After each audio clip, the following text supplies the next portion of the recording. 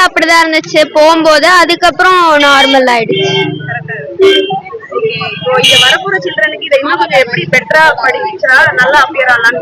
Physics மட்டும் நல்லா படிச்சா போதும். எழுதிடலாம்.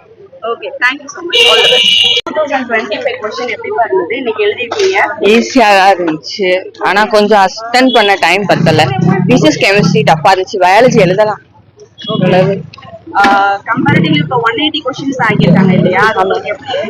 ஈஸியா தான் இருந்துச்சு, டைம் மேனேஜ் பண்ண கரெக்டா இருந்துச்சு. ஆனா அட்டெண்ட் பண்ண முடியல.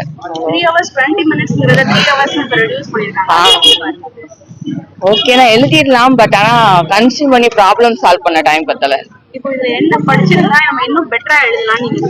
Physics chemistry படிச்சிருக்கலாம்.